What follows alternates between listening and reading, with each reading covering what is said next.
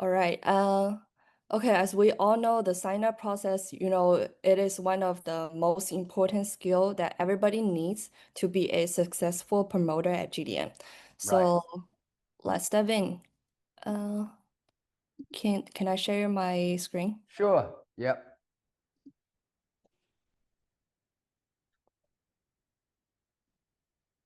Okay. All right, thank you. Excellent. Are you able to see my screen? Yes, step-by-step Okay. guide getting a quote on the GDM app. That's a beautiful slide. We're seeing it. Okay. Yes. Let me ping myself. Okay. Cool. Alrighty, hello everyone. Okay, I'm Krista. I'm the operational manager here at GDM. So right now I'm going to walk you guys through the whole sign-up process, how we can help our users to get a quote quickly and also smoothly. I will also share some common issues that we often run into, and also how to handle them. All right. So before we get started, when we want to help somebody to get a quote, make sure that we have those three materials ready. First is their declaration page, their policy, and second is their driver's license, and third, a payment method, credit card, debit card, or bank account all work. Three And items, yes, right? Those correct. three items are so important. Yes, and here's an example of the declaration page if you are not familiar with it. So it's not their insurance card, and also it's not proof of insurance. It's basically a detailed breakdown of their policy, what they're paying, and also what's covered, how much each coverage actually costs. And sometimes people also ask, like, how can I get started? How can I start a conversation with a user, with a promoter, with a prospect? And here's what usually works best. First is that we can start by mentioning that this is a cost saving plan. Some user can save up to 40% and take yourself as an example, how much you actually saved with GDM. And don't jump right start into explaining the product itself. Instead, ask them to grab their declaration page first. So you can say something like, our program actually has a eligibility requirements. Not every car can join GDM, so let's take a look at your current policy first. This approach saves everybody time. If their vehicle isn't eligible to join us, you will know it right away, and you don't even need to talk or walk with them through the whole product. Right. Mm. Another very important thing is that most user, how can user get their declaration page? That's step zero. So most of the case, they will fall into one of those three situations. First is that the prospect may have brought their policy through an agent. In this case, they can call their agent and ask them to email their declaration page. Second scenario would be they purchase their policy online. In this case, they can just log into their insurer's website or app, for example, Geico, Progressive, or State Farm, and download it directly from the website. And third scenario would be they only have their insurance card. That's also a common case. If they only have the insurance card, no problem. We can find their insurance number online. For example, State Farm. Just call State Farm's customer service and ask the agent to email the declaration page to the user directly, and that will work too. Okay. Wow. Alrighty, another common issue, like before we go start the sign up process, is that right now we have the policy ready, we have the PDF, but we don't know how we can save it to our phone, right? So normally when you open the file, there's a share button. Click on the share button and also click on, if you have an iPhone, save to files. And then you can give it a little tag, and also just pretend this purple document is your declaration page. And then most importantly, for example, if you've already given it a yellow tag, hit save to save it locally to your device. Okay. So that later on, when you try to put it up, to upload your declaration page to our app, you will be able to see that in your recent files, it is by default the first file with your yellow tag. So you will be Oh, easily recognize it. Right, right. Okay. Okay, and before we actually go to the quoting process, the user need to download the Good Driver Mutuality app. So if you're using an iPhone, you need to download it from the App Store, or if you're using an Android phone, you need to download it from the Google Play Store. A little heads up is that sometimes user cannot find our app in the App Store or the Google Play Store. That is usually because their Apple ID or their Google Play region isn't set to the US. The GDM app is a US based app, so people need to have a US account to download it. A pro tip is that if it is not too much trouble for you, you can use your own phone to help them to register. Just log out of your GDM account, sign them up on your device, and then they can log back into their account on their device later on. Oh, that's nice. Yeah.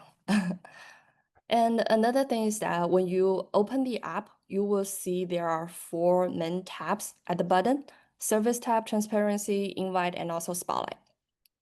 When we want to get a quote, the first step is that we need to click on the Service tab and go request a quote. And on the next page, you will also hit Request. This page is just letting you know that you need to get your declaration page and also driver's license ready. And then you need to enter the referral code. You will need to enter this twice during the whole process. This is the first time that you're gonna need to enter the referral code. Excellent. All right, and there are 2 ways to upload your declaration page. So PDF are highly recommended. If your user download it from their insurance website or app or get an email from the agent, they can just upload their PDF. Photos are okay, but less ideal if they only have the paper copy. So if they only have the paper copy, take a clean photo of all the pages and upload them in order. And do not highlight or cross out or draw anything on the paper before you upload it. Our AI reads PDF much faster and more accurately. So that's why we recommend people to upload the PDF version. Right. And also you will see this reminder. The declaration page you uploaded must be no edits, no modifications, and currently actively. That means it cannot be from an old expired policy. Right. And next up, just click on the plus sign. You will be able to upload this purple declaration page to our system. And how the AI analyze the policy is that once uploaded, our AI will identify like all the vehicles and also drivers on the policy. It will also tell you which cars qualifies to join us, and it will let you select the vehicles you want to get quotes for. It will also tell you which cars do not qualify and why. Wow, this is powerful, Krista, right? Yes, it is pretty convenient. And Yeah. also, one important thing to clarify with your users is that if the car is used for commercial usage, for example, it's used for Uber, Lyft, food delivery, it cannot join our program. And we Right. need to be upfront about this because our system can actually verify a commercial activity. If so, like if our affiliates are mispresenting it, it could lead to denied request for sharing later on. And yes, our system can verify this. If somebody marks their car as personal use, but later got into an accident while driving for Uber, we will find out. We can check for their if they have a Uber driver app installed and also confirm the activity logs. So if the Wow. car is found carrying large quantity of goods during an accident, then that's also a red flag. So basically, we are being very strict about this because it's all about fairness. If we allow those commercial use vehicles into the program, then everybody else would have to end up paying much higher with the shared costs. So that's the Right. reason why we are Right. very upfront and also strict about this. Right. Sorry, no commercial drivers, no commercial vehicles, guys. Remember that. Yeah, we need to be strict, telling them, no, we don't do that, right? We just for regular people, go to work, go to school, drop off the kids. Yeah. Soccer moms, not for commercial drivers. Okay. That's right. Okay, next step is that if there are multiple users or multiple drivers on your policy, the app will also display all of them. You will need to choose a primary plan holder, the person whose ID will be used to register this GDM account, but it doesn't matter who owns the vehicle or who drives it most. By default, all the drivers listed on your policy will be added to your plan. And that means every driver on your policy are eligible members to request a sharing request at GDM.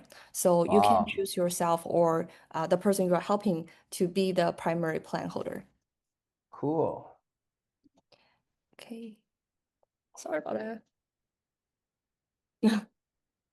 All right. So next step is pretty straightforward. You just need to fill in the information for the primary plan holder, their names, and also their driver's license number, and also issuing states.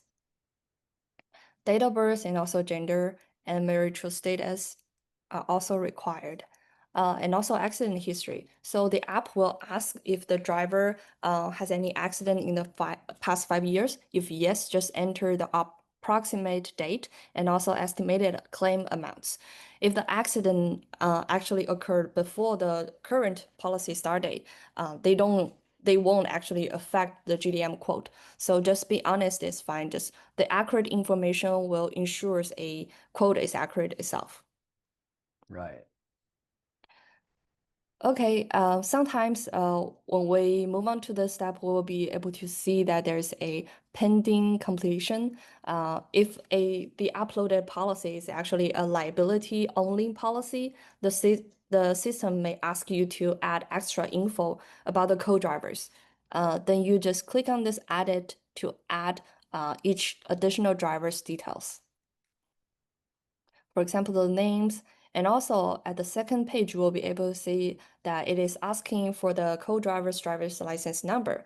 But remember, this driver's license number is actually optional. So if the user doesn't know their spouse driver's license number, which is a common case, it is okay to leave it as blank. But of course, the age and gender, marital status, and also accident history are required. Okay, once all those information are actually completed, we can tap on get a quote. Wow, exciting. Yes, and then the system will just take about 2 to 3 minutes to generate the result. Yes. Okay, okay, here we go. Here's our quote. Some users may notice that our quote, GDM quote, sometimes can be higher than what they are currently paying. That is usually because by default, we include 3 optional service, as you can see here, the glass out-of-pocket waiver, transportation assistance, which is the rental reimbursement, and also the roadside assistance. So to compare prices apple to apple with your current insurance provider, we can deselect those extra items first. And for collision and comprehensive, the system will automatically match their current deductible level from their insurance as their GDM out-of-pocket level. Okay. In most cases, our base quote matches the user's existing collision and comprehensive premiums exactly, often just within a few dollars. Excellent. Yeah, and once the user sees the base rate, uh, we can like revisit the optional add-ons. So for the glass out-of-pocket waiver, it is recommended if a user's comprehensive out-of-pocket is very high, for example, 1,000. In this case, the glass damage waiver, a glass out-of-pocket waiver is actually is one of because glass damage is actually one of the most common incidents, like among all the comprehensive incidents. So with this glass out-of-pocket waiver, the user don't need to pay their out-of-pocket. For example, that 1,000 I mentioned before. So they only need to pay their remaining pledge balance with a glass damage only incident. So another thing is the transportation assistance. If a household own like multiple cars on their policy, we don't recommend them to add this because they can always drive another car once if one of the cars are actually under repair. If they only have one car, this add-on will help cover the rental costs while their car's in the shop. And we also have the roadside assistant. So compare our price with their current insurance charges. If our price is actually cheaper, suggest switching. If their current insurance provider actually gives them a lower cost with their roadside service, then they can just keep it with their insurance provider. Alrighty, and you can always share this quote with anybody. You can download it as a image and you will be able to see all the details of this quote. And then we can get started with this 20% service fee. Only paying 20% service fee. Yes. Our quote amount is the same thing as what you were previously paying for your collision and comprehensive, but you do not need to pay that 100% of the quote amount upfront. You just need to pay that 20% to get started. And very importantly, you also need to select your effective day. So basically, this is the day that your plan is going to be effective. You can select any day starting from tomorrow to 7 days in the future. So once your plan is effective, your protection starts. Okay. Alrighty, next step is to set up to upload your driver's license picture, the front and also back. And once you set up your 6-digit PIN, you will submit. And now sometimes people will get an alert saying that something like the identification is already in use. So if that happens, usually means the user has already created a GDM account in the past and they have Oh, previously uploaded their same driver's license before. So they already completed the whole password setup process. In another word, the license is actually already bounded to another existing account. So because of that, they won't be able to proceed by creating a new account with the same license. So what they need to do is that they need to log back into their previous account. If they don't remember which phone number or email address they used to register that previous account, they can send their driver's license photo to our customer support team, and a customer support agent is going to help them to retrieve their phone number tied to their existing account. oh. So better not forget the PIN number, right, Krista? Yes. Yeah. And our last step is actually to add payment. So users usually they have two options. First is to use a card, credit card or debit card, and second is you use ACH bank transfer.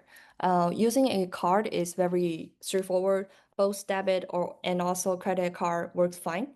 Now, if they use a credit card, the transaction fee is a little bit higher than ACH. But the good news is that we have already negotiated with Stripe and also our banking partners to significantly lower our transaction fees. So the difference between those two are minimal right now. So for now, credit cards fees are slightly higher than the ACH, but just a few cents per transaction. So if a user wants to pay through ACH, they will need to get their online bank account login ID and also password. And when it comes to the payment method, even though the ACH transfer are available, we strongly recommend use a credit card for the first time, especially for those initial 20% service fee. The reason is that card payments are processed pretty fast, are instantly basically. And that means you will be able to know right away whether this transaction is approved or not. So it is very fast and efficient. It makes the whole process smoother for both you and your user. ACH payments, on the other hand, can cause delays. Sometimes it will take about 5 to 7 business days for a transaction to be completed. So bank transfers typically are slower.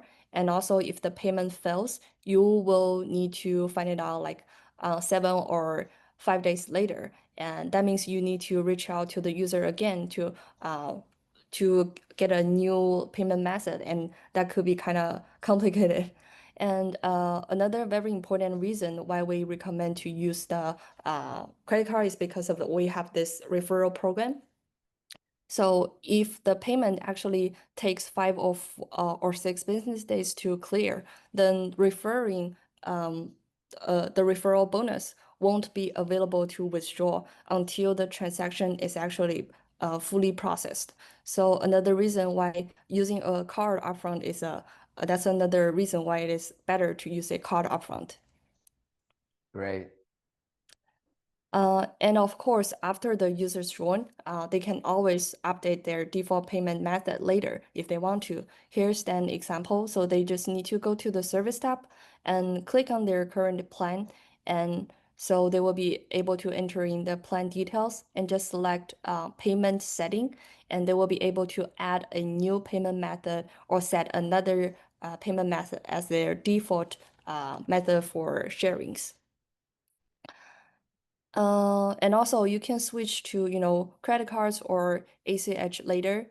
And also let's talk about what happens if a payment fails later on, whether if it's a initial service fee or future cost sharing. Um, in those cases, a user has a 14-day grace period to update their payment method to retry the transaction. Um, but if it's not resolved within 14 days, both the user and also their direct upline, their sponsor will receive a notification about the missed payment. So the key takeaway is to, for the first payment, try to use a credit card or debit card. And also keep an eye on the app to make sure your payment is actually fully processed. Alrighty, and once the payment method is added, it is pretty much it. The user have successfully joined, and at this point, make sure we also let them know how to find their personal like referral code and walk them through how to share the code with their friends or families. And also, when somebody sign ups with their code, they will be able to receive a bonus. And Oh, nice. yeah, that's the whole entire enrollment process. And I've also shared some, tips and also best practice along the way to make sure the process is smoother for both you and your prospects. And I know it may kind sounds long when with my explanations, but actually when you try it out, you will find out that the whole process is actually pretty quick. You can get everything done within like 5 minutes.